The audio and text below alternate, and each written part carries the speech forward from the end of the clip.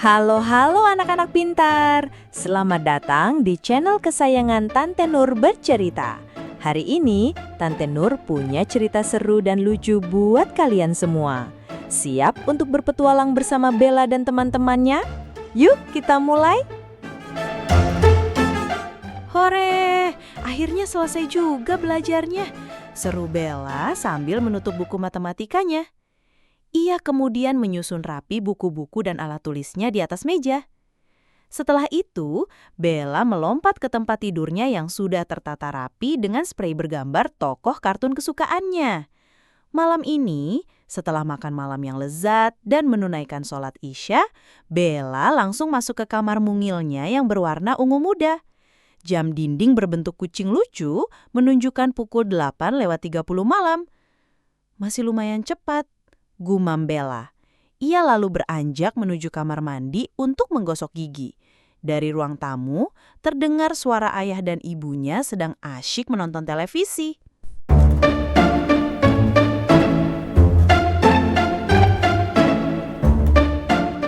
Tiba-tiba, Bella terbangun. Matanya langsung melirik jam dinding. Loh, sudah jam 12 malam? Tanya heran. Ia terbangun karena mendengar suara-suara aneh dari luar rumah. Suaranya seperti orang yang sedang mengerang. Bella langsung merinding. Suara itu sepertinya berasal dari rumah keluarga Pak Broto yang berada tepat di belakang rumahnya. Suara mengerang itu terdengar lagi. Kali ini lebih jelas. Bella jadi sangat ketakutan. Ia ingin sekali keluar kamar dan memberitahu ayah dan ibunya. Tapi kakinya terasa lemas. Bagaimana kalau ada hantu? Pikirnya sambil menutupi seluruh tubuhnya dengan selimut tebal bergambar unicorn. Suara mengerang itu masih terus terdengar. Kadang nyaring, kadang sayup-sayup. Malam itu, Bella tidak bisa tidur lagi sampai pagi menjelang. Ini pasti ada yang aneh, gumamnya saat melihat matahari mulai terbit di balik jendela. Hari itu adalah hari Minggu, saatnya untuk mencari tahu. Di meja makan, Bella terlihat lesu. Ayah dan ibunya heran melihat putri kesayangan mereka tidak seceria biasanya. "Kenapa sayang, kok murung begitu?" tanya ibu sambil menyodorkan roti selai coklat kesukaan Bella. "Bu, ya, tadi malam Bella dengar suara aneh," kata Bella pelan. "Suaranya seperti orang mengerang dari arah rumah Pak Broto." Ayah dan ibu saling pandang. "Mengerang? Mungkin Pak Broto sedang tidak enak badan," jawab ayah sambil menyeruput kopi paginya. "Tapi suaranya menakutkan," lanjut Bella. "Bella jadi tidak bisa tidur semalaman." Ibu mengusap kepala Bella. "Sudah, jangan dipikirkan ya. Mungkin cuma mimpi." Tapi Bella yakin ia tidak bermimpi. Suara itu benar-benar terdengar. Ia harus mencari tahu ada apa sebenarnya di rumah Pak Broto tengah malam tadi.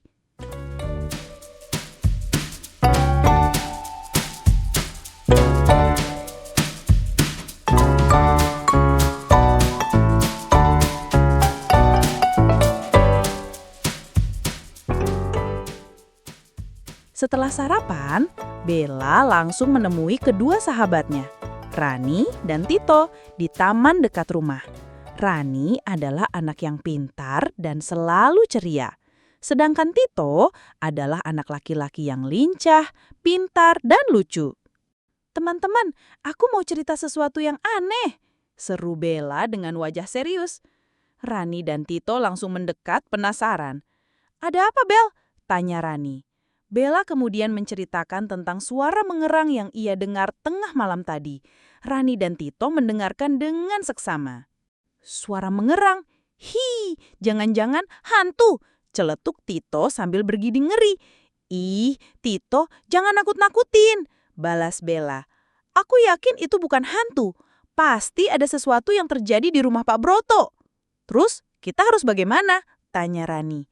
"Kita selidiki," jawab Bella dengan semangat. "Kita cari tahu suara mengerang itu sebenarnya suara apa." "Oke, aku ikut," seru Tito antusias, melupakan rasa takutnya. Tapi bagaimana caranya? Kita lihat-lihat saja dari luar rumah Pak Broto, usul Rani. Siapa tahu kita bisa menemukan sesuatu yang aneh.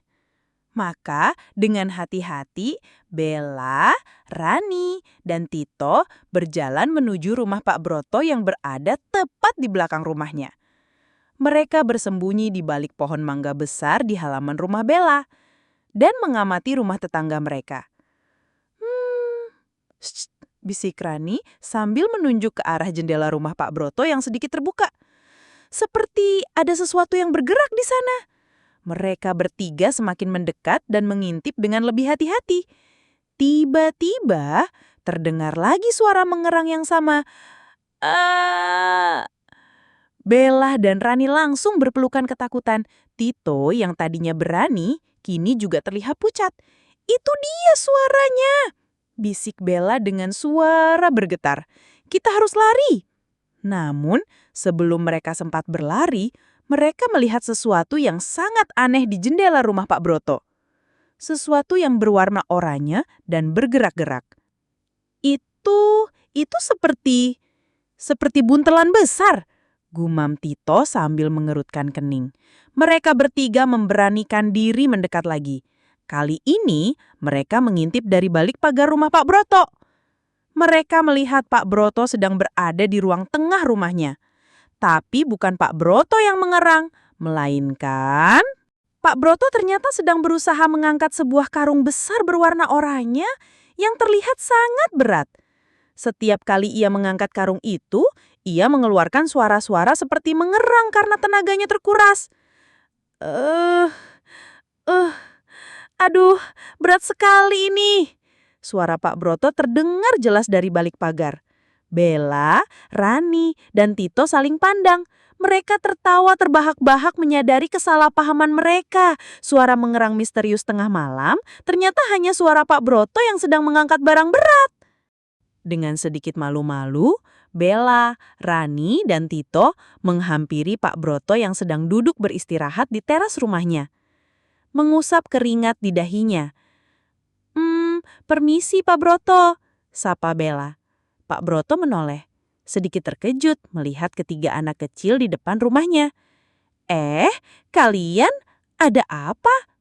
Bella kemudian menceritakan apa yang mereka dengar tengah malam tadi dan bagaimana mereka ketakutan mengira ada suara aneh.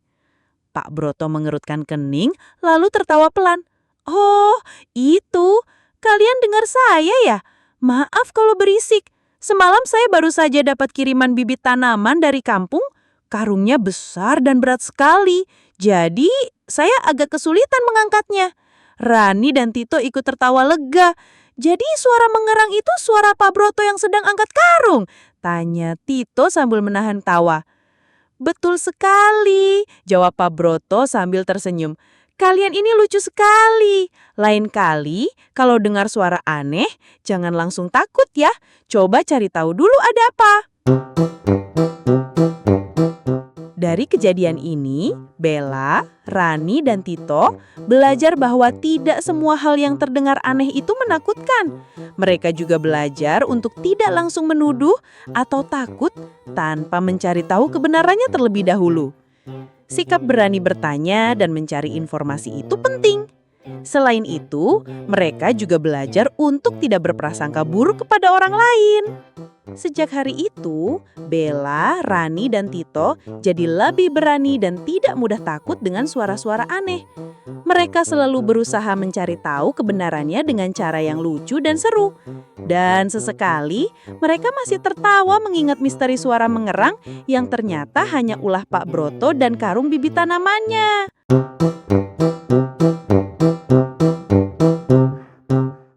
Nah, bagaimana cerita Bella kali ini? Seru kan? Semoga kalian semua suka ya. Ingat pesan Tante Nur, kalau ada masalah jangan takut untuk mencari tahu dan saling membantu. Sampai jumpa di cerita Tante Nur berikutnya. Dadah!